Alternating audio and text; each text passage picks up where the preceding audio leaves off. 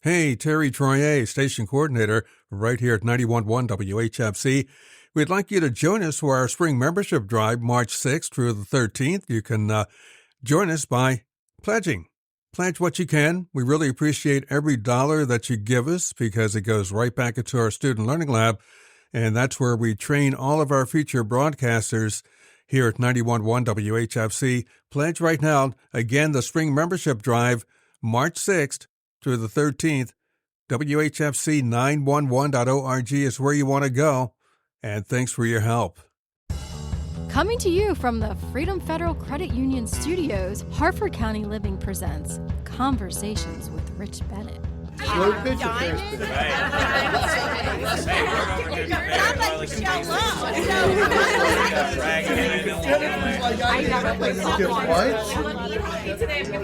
probably the least sexy part of work. That's okay. No. The truth is, what if the biggest shift in podcasting in 2026 isn't more cameras, but fewer? Today's guest is someone who isn't just predicting the future, she's actively cheering it on. Arielle Nissenblatt has become one of the most influential voices in podcasting, and recently she said something that really caught my attention. On Threads, she wrote that this year we're going to see podcasters finally get comfortable saying their shows are proudly, intentionally audio only. Not because they're behind the times, but because audio is, and always has been, its own powerful medium. She reminded us of a truth too many creators forget, and I love this line. Video needs great audio. Audio does not need great video. If the sound is strong, the story carries. The connection carries. The audience stays. Arielle has spent years helping creators find their voice, build community, and make shows that matter. She's a curator, a connector, and a champion for podcasters who want to create with intention, not pressure. And today we're talking about where podcasting is heading, why sound does more heavy lifting than people realize, and why choosing audio only might not just be okay, it might be smart. I don't want to say it might be smart. It is smart. Don't you agree, Arielle? I do. And that intro made me feel like I could do anything, first of all. Second of all, I'm going to replay it every time I'm feeling low confidence because, man, it's cool to hear your work reflected back at you. So thank you for that. Well, I mean, the thing is, since I got into this back in 2015, and it started as a YouTube show / radio show. Because I would record at the radio station. They would play it on the weekends. Cool. Well, I thought it was cool. But one of the reasons I'm against YouTube, or not YouTube, but against video is I only have a face for radio because the camera broke halfway through the recording. Serious. Oh, no.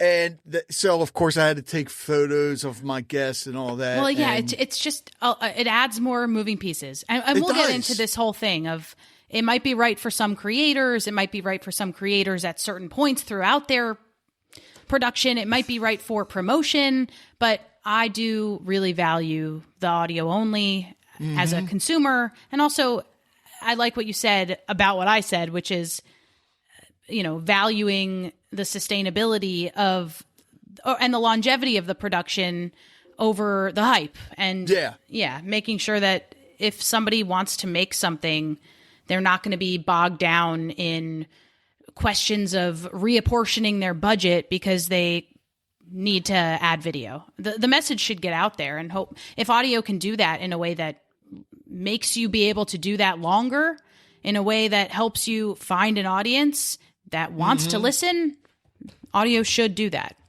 Well, and the thing is, there's another podcast out there, and I can't think of the name of it, that plays the old radio shows way before TV. Wow. Like Dragnet and all that. And I always loved listening to them. All right, granted, I'm not that old, but what I'm saying is, as a kid, my father introduced me to those shows, and I fell in love with them because the audio, it was all audio, but it was painting the picture, and you could see it in your mind. Yeah. And let's face it, this is something I don't understand. And I really get teed off about this.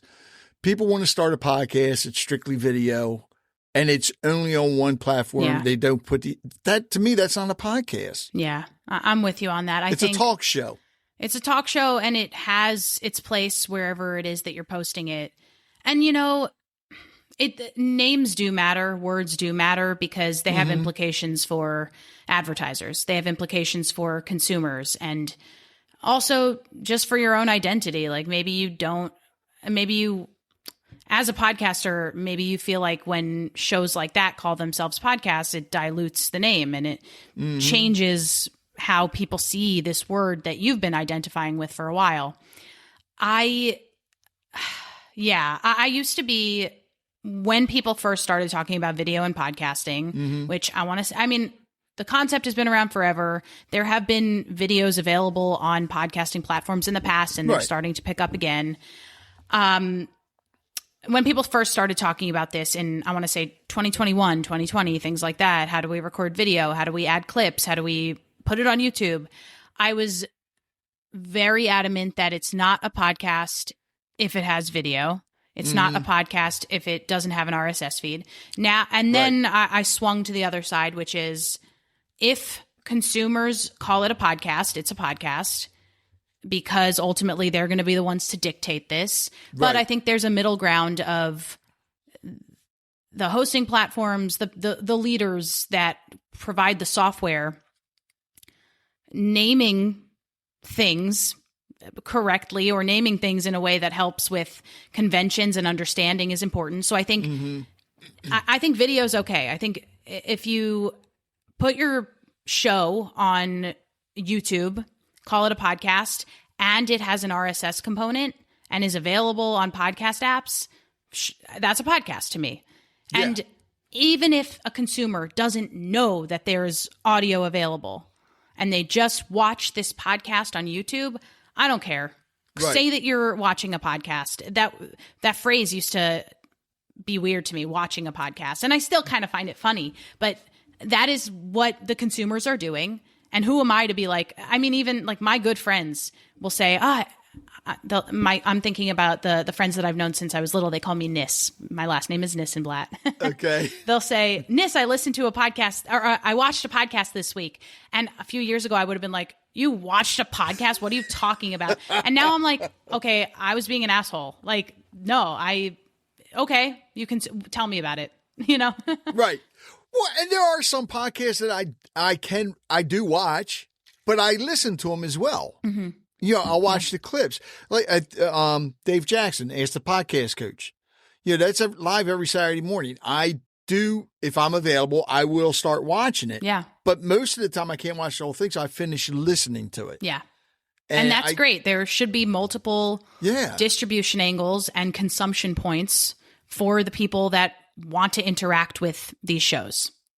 Well, and to me, and if you can do it, you shouldn't be doing it. You cannot watch video while you're driving. Yeah, please don't. While you're walking, while you're exercising. And I think if somebody starts a podcast today, and those of you listening, if you are thinking about this, listen to this very closely. And then I want Arielle to chime in on it. Yeah. But those of people that want to start a podcast today and they're only doing video, I think they're losing out because there are a lot more audio platforms out there like Pocket Cast, Good Pods, Deezer, so many of them, iHeartRadio and all that, and they're limited themselves. I think for some reason, because of all this talk about you have to have video, I do think that a lot of people feel that if they start a podcast, it's got to be video, and that's just it. Yeah. When did this, do you think, started where people just got it in their mind that they have to? I think it came from Spotify. I think it came first with a lot of the investments that Spotify made in creators, that along with these podcast deals came video. And then Spotify started building natively within the app and making it really easy to switch between the video and the audio. And I was talking to a good friend of mine last night who knows how much I think about podcast consumption habits, and she's very smart. She and I actually hosted a podcast together during the pandemic, so she's very aware of this. And she works full-time for a company where she makes content internally for her team, but she's aware of being a creator and what goes into it. And she was telling me that she mostly listens to Good Hang with Amy Poehler, the show that won the Golden Globes for Podcast of the Year. And if there's an episode that she really loves the guest and the conversation is making her laugh and she wants to see the facial expressions, she'll glance at the video. And then she mentioned to me that she was listening to an episode recently, walking, listening. And then when she got home, she was like, you know what? For the last 10 minutes, I'm going to sit down and watch this. And that's great. That's an awesome use case for listening to, consuming Amy Poehler's show. I really think that Spotify is the one that like got us saying the word watching podcasts, and then YouTube also. And now people talk all the time about, is it YouTube? Is it Spotify? Who's really winning this video podcast race? And then, of course, now we have Netflix and Hulu announcing that they are creating quote unquote exclusive podcasts on their channel. If they're exclusive, they're not a podcast. The beauty of podcasts is that they're available everywhere. They use the RSS technology to make that happen. I'm preaching to the choir now. And I think that's a democratizing value that a lot of people would be fans of if they knew that. So I think that's what really got us started thinking about that. But what a lot of independent creators neglect or forget or don't know to consider is that those are the deals created for these big podcasts, these creators that have names that people are just going to search for them wherever they are and hit play on whatever they do, whether it's in short form, long form, video, audio. Independent creators don't necessarily always have the resources to make really high quality video productions. And I can't remember if I was saying this when we were off mic. We had for those listening now, we had a pretty robust conversation even beforehand, but I think a lot of creators get caught up in the hype of, I mean, even literally this week that we're recording this, Apple Podcasts announced that they're going to add video. And then I saw posts all over the internet being like, your podcast will no longer succeed if it's just audio. And to that, I just say phooey. Well, I was going to say, hasn't Apple always done video? They're just moving it to the front or something like that? So isn't it true that in iTunes of that was available? Yeah. You could download that. And yes, they're moving it to the forefront. It's really buzzy, and it's going to be a little bit more clear and easier to use. And yes, it may present an opportunity for discovery for creators and definitely for consumers. And also, it does not mean that a creator who loves making audio doesn't want to get on camera and care what they look like and ask their guests to care what they look like. It doesn't mean that they should shift everything that they do to make video. Maybe consider clips, maybe. And one of the biggest podcasts, and I think he just retired from podcast, I don't think he ever did video, and that was WTF with Mark Maron. Yeah, no, he didn't. I mean, and he had... I'm maybe at the end. I know his Obama interview is on video. Obama probably requested that. but maybe when Mark Maron switched to hosting with Acast and being distributed and monetized by Acast, they probably pushed it. But yes, for a long, long time, if not the whole time, I'm not remembering exactly, audio was important to him. And I used to cringe at people saying it's the intimacy of audio. It really is just intimate. But you know what? It is. They're in your ear. You're doing your life while you're listening to them. And what that creates for you is a connection to them, a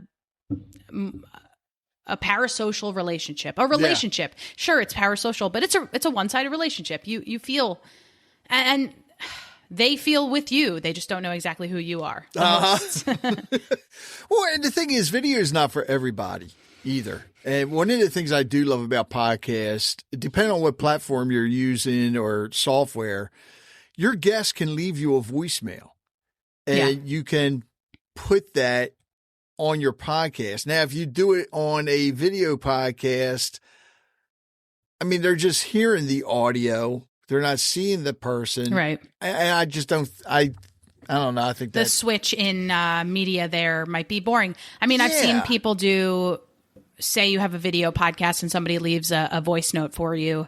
I think one way of doing that is showing the waveform plus some captioning that you can generate. And that, gives at least a visual component to it. Yeah. And that can be powerful. That can be something. And hopefully the audio quality is good enough that it's like easy to listen to. And the voice note is either not too long or is edited for clarity.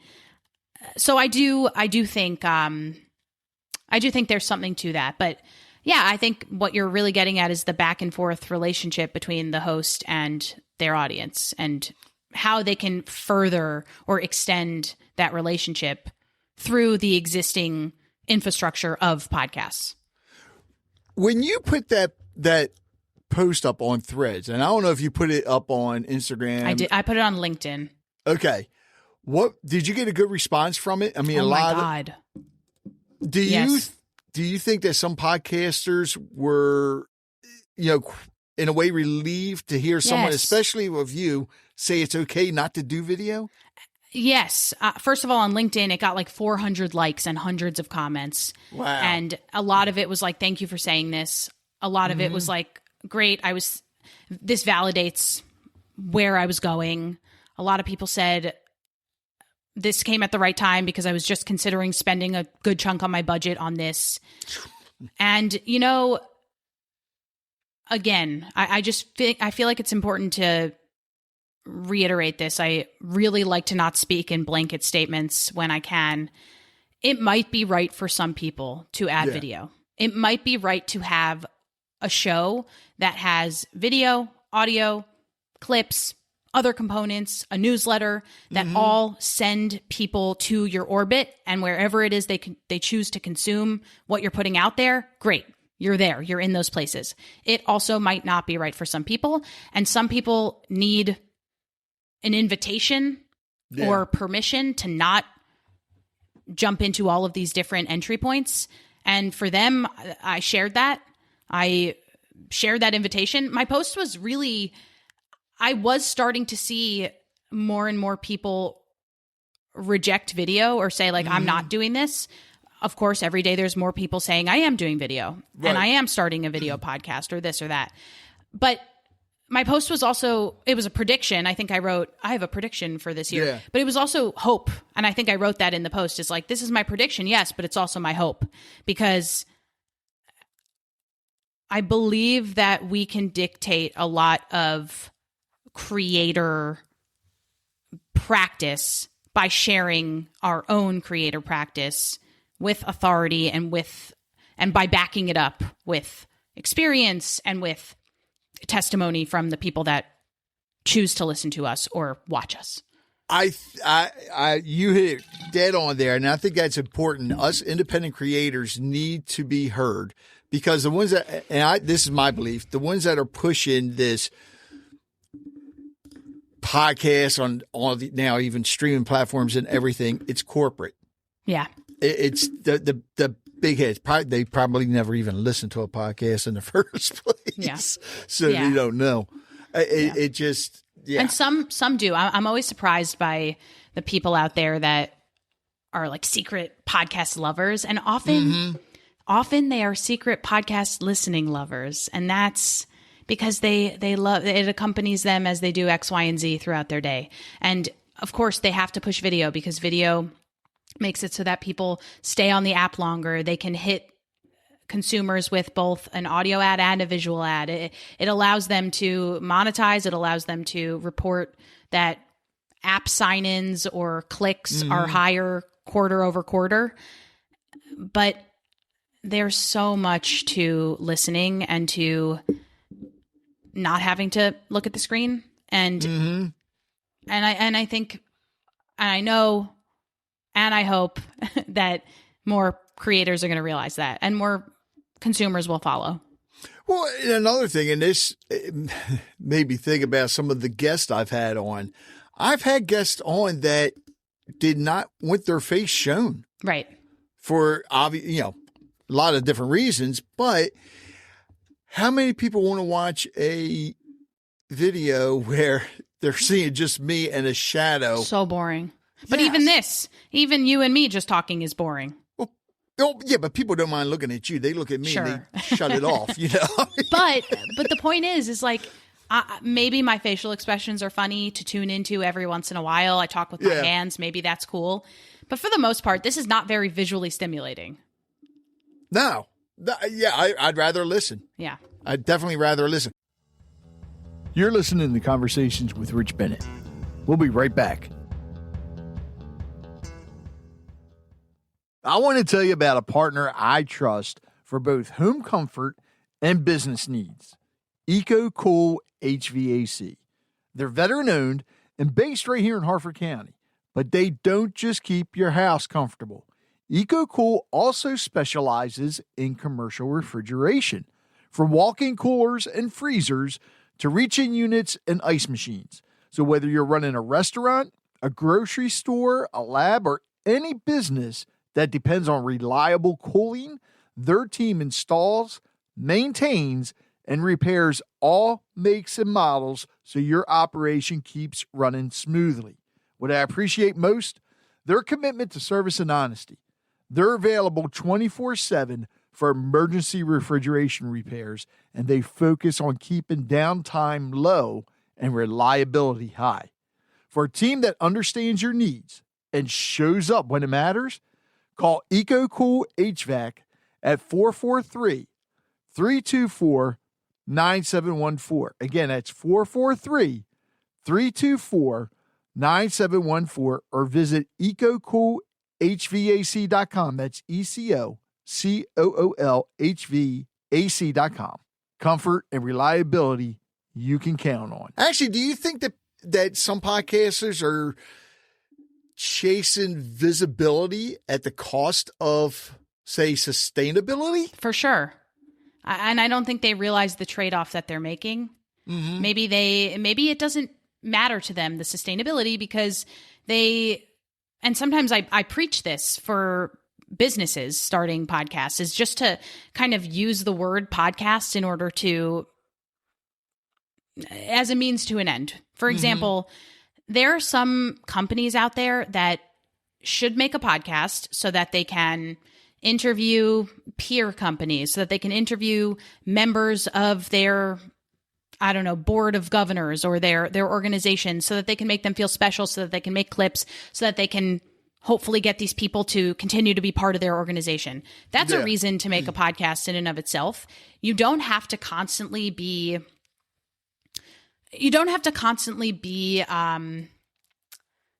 like publishing week after week after week.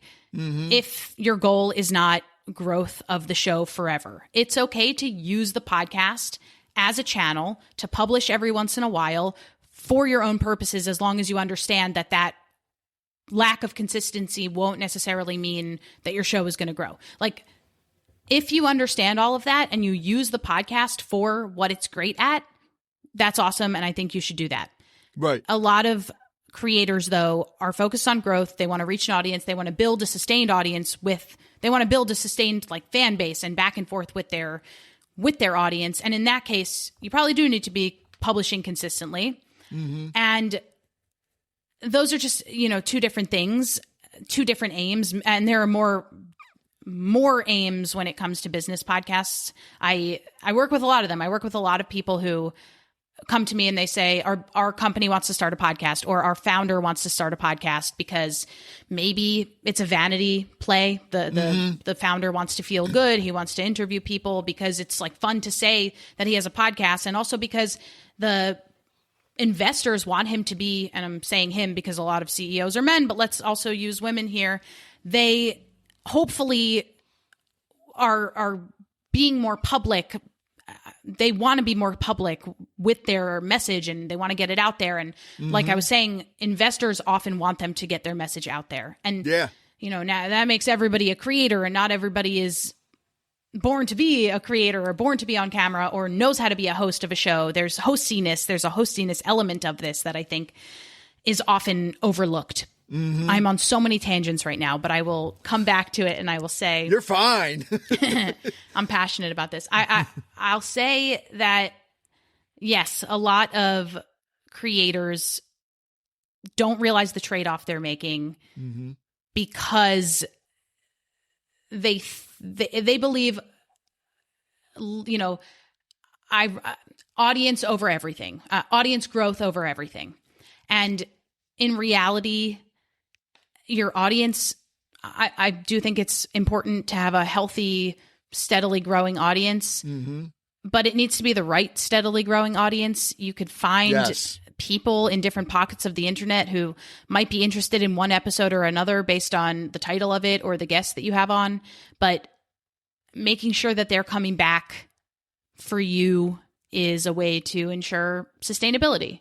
And if you want the show to be sustainable, if you want to continue making it, if you want to nurture the audience that you do have, focus on building sustainably rather than just in a growth-oriented mindset. Right. that's the one thing I do love about audio, because, and I'm going to, God, I hope I don't get in trouble for this. I'm thinking of YouTube, especially right now, because I forget what year Google purchased YouTube. And I always get nervous of anything that Google has. And the reason I say that is Google had Google Podcast. I don't think there was anything wrong with that. And then they dumped it. They had Google Reader, which was an excellent RSS reader. They dumped that. So many different things that they got rid of. And you never know if that's going to happen with YouTube. Yeah. And I don't want to say just Google. That's with any corporation. Your big corporate companies will end up selling. It doesn't mean that it's always going to be around. The other thing is, I think that, and you've seen this happen, if the higher ups of a company they don't like something, they're taking it down. And that's one of the things I do love about audio podcasting. Unless you stop doing the podcast and stop paying for your hosting platform, it's there. Yeah. It's there forever. And I think that's something that a lot of the businesses love. I know my sponsors do, because they're host read ads. They stay there. So even the ones from 10 years ago are still there. The other thing That's is awesome. It's a big selling Shout point. out to the sponsors. Yeah. But I think it's a big selling point Yeah. that podcasters are missing out on. Yeah. Because, and let's face it, you watch a video, how many times do you see ads thrown in there, and it's not even the ad for the podcaster. Yeah. I mean, I was just 2 weeks ago interviewing strangers on the street about their podcast habits. I saw that. Yeah. That was great. And I'm just putting together more of the footage of it for a presentation that my friend and collaborator, Lauren Pacell, and I are presenting at a festival in Brooklyn next week called On Air Fest. And one of the video compilations is us asking people about how they feel about podcast ads. And I'm just going to share one anecdote, but I think it reflects a lot more. One college student said that she watches on YouTube. She watches podcasts on YouTube. She knows that listening is available. She'll listen every once in a while, usually on YouTube. by putting the phone in her pocket, or if the podcast has a podcast playlist there, sometimes you can add your RSS feed to YouTube. She was saying that she not only doesn't mind, but prefers when podcast hosts intentionally select the advertisers that they work with. Yes. And she contrasts that starkly with the inserted ads that YouTube places, that even if you create an ad marker, it's sometimes so jarring and so different from the other ads that the hosts are that are providing that it's shocking, and it almost makes you as a consumer lose respect for, I won't say lose respect. It definitely, maybe it degrades your message overall, or it dilutes your message overall, because you have this really intentional choice to work with sponsors that align with your values and your mission and the products and services that your listeners and viewers care about. And then you've got these inserted ads that just are different. Yeah. And that's just one anecdote from somebody who doesn't work in podcasting, is a college student, didn't know the language even to use around this. She didn't know the term host read ad. She didn't. Right. And that's just the coolest way to hear from people about the podcast space, is like how they are genuinely reacting to these things. What words are they naturally using to describe? Yeah. Well, and I think Spotify does the same thing, especially if you use the free platform. Yeah. Yeah. Yeah. And this is something, when people that want to get into podcasting come to me first to ask for suggestions, one of the things I tell them, if you want to do it for business, put a business plan together. Yeah. But don't ever use the free platform, because there's nothing you want to piss a sponsor. Sorry, you want to make a sponsor upset. Do the host read ad, and all of a sudden it's interrupted because another ad goes in from the other source. Yeah. That is a big no-no. Yeah. And I learned that from when I was in radio. You never have back-to-back ads from like competitors. Oh my God. Yeah. Yeah. And you never know what kind of ad is going to go in if you're using those free platforms, which are mainly on video. Yeah. Yeah. I mean, one of my podcasts that I host is called Daily Tips That May or May Not Help You. And we put it every day. It's video, it's audio. See, here I am. Like I spout the virtues of audio. I like listening to audio, but I make a video podcast because I like to test out all of these things, and because we are curious about who will find us on which platforms. But for our audio podcast, which we host on Red Circle, we do turn on the programmatic ads because we're curious. We actively have to monitor which ads are running, and I don't think most people realize that you have to opt out rather than opt in. So by default, you're going to run any ad, but you need to go in there and say, I'm not interested in running ads on this, in this category, this category, this category. And that's how most of the platforms work. And it can be a shock when a listener writes in and is like, hey, you just ran an ad for this thing that I really don't think you agree with. Oh yeah. Yeah. That can, that's what scares me, especially with my podcast, which is another reason I never do free platforms. The last thing I want to do is, we talk to people in addiction recovery a lot. Last thing I want to do is hear an ad. Oh my God. From alcohol or whatever you call it now, the legal marijuana. That just no. It's not for your community. Well. No, it's not. It's not. It's scary. If somebody wants to get into podcasting, and because a lot of people think it's easy, first of all, yeah. But what should they look at to determine whether they want to, besides the cost, of course, whether they want to add video or just keep it audio? Yeah. And I have an idea on this, but I'll let you answer that first. This is the easiest thing to me. The first question to ask yourself is, do I want to be on camera? That's it. Right. If the answer is no, that's it. If the answer is no, it's kind of, I actually made a personality quiz about this in old magazines, not old magazines, in magazines, you would see like how to find out which Valentine's Day plan is right for you, like in these teenage magazines. And it would be like, start at the top. There would be a question. If you answered one way, it would lead to another. If you answered the other way, it would lead to another. And you'd kind of like at the bottom find out what your personality is. And in this case, it would be like what your Valentine's Day plan is. But I made one of these for one, do I need to have my face on my cover art? And the second one I made for, do I need to be making a video podcast? And for both of them, I was like, the first question is, do you want that? And if the answer is no, then you go to the bottom and your answer is you don't need to do this. And if your answer is maybe, then you go in one direction. And if your answer is yes, then you go in another direction. And for me, the video question is, do I want to be on camera, first of all? If I decide I'm okay with being on camera sometimes, do I have the budget to record a full-scale video production? If I decide I have the budget for it, do I want to record remotely or in person? If I can record remotely, do I care if my guests don't always have the same high-quality video that I do? Do my listeners care about that?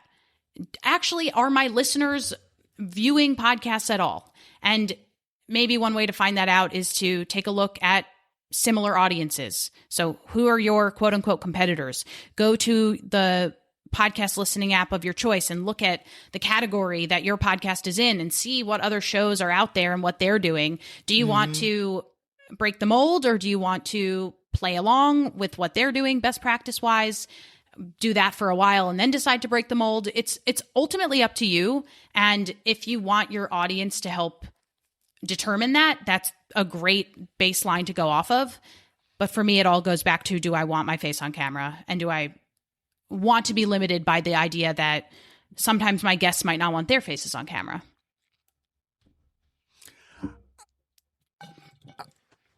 Yeah. Okay. What's your answer?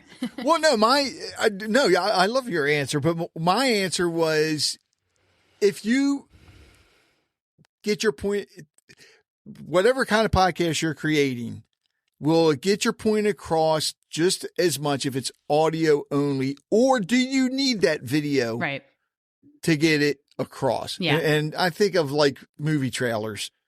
Of course, you got to show a movie trailer to get it across, but yeah, because hopefully the use case is viewers. If you're promoting a movie, you got to do that by way of visuals. If you're promoting an audio podcast, you got to do that by way of audio, unless you really want to disappoint people by giving them visuals and then the only thing available to them is audio. I think there needs to be a match in expectation. Yeah. And that's why I mentioned before we started recording about this other podcast that I'm starting.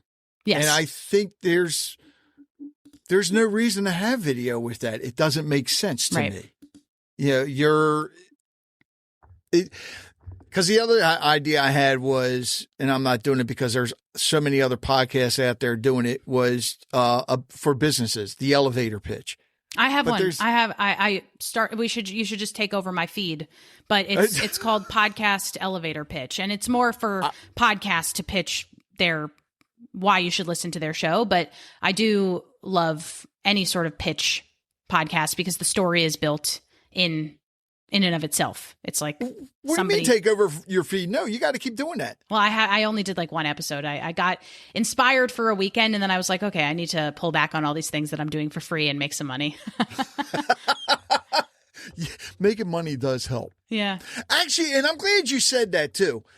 With podcasters, especially video, because again, it costs a lot of money. If you're doing just audio, you can get a microphone for what, $100? Yeah. It doesn't cost a whole lot. But if somebody wants to get into the video and then, of course, the editing, do you think that too many people are jumping into it, not realizing the cost? And should they come up with a plan to offset that cost, whether it be through sponsors or investors or whatever? Yeah. If you have the hustle, the gumption, all that good stuff, if you have good enough content, it sounds great, there's an audience for it. If you have a real plan to find an audience for it, absolutely think about offsetting the costs if that's important to you. It could be that you don't want to be beholden to any sponsors or investors or whatever, and you just want to fund this yourself because you're going to see it as a means to find clients or a means to entertain yourself. I mentioned before that I had a podcast with my friend during the pandemic. At the end of it, we paid for an editor.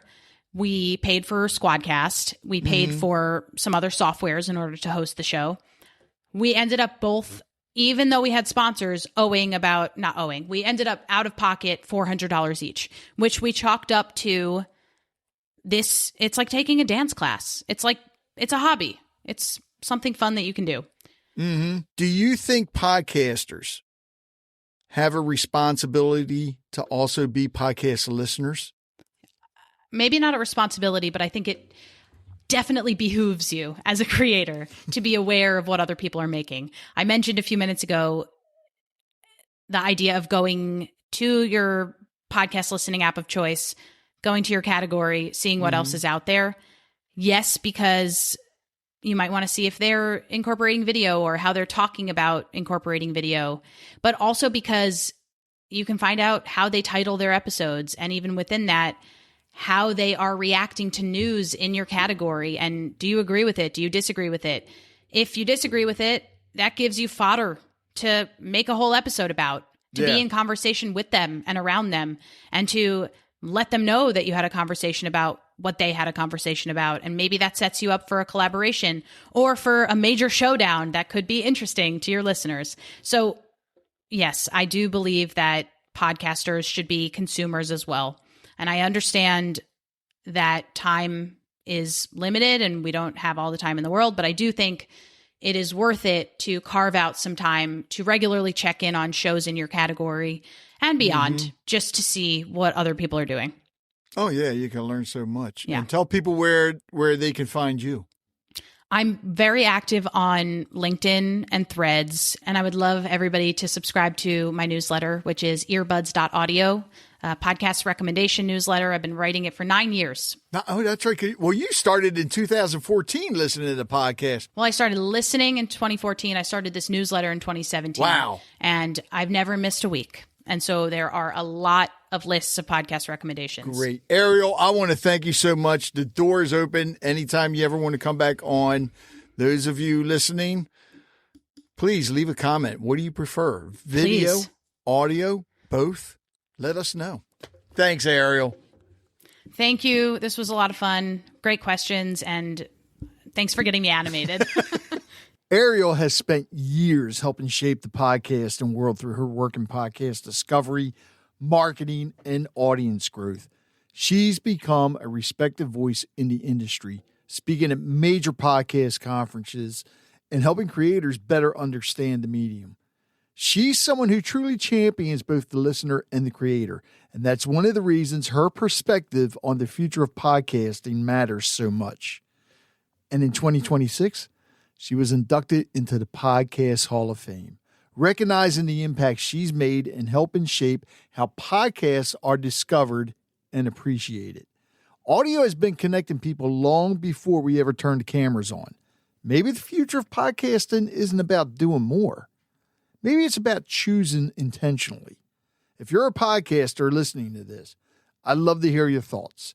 Are you team video, team audio, or still figuring it out? Reach out, leave a comment, and let's keep the conversation going.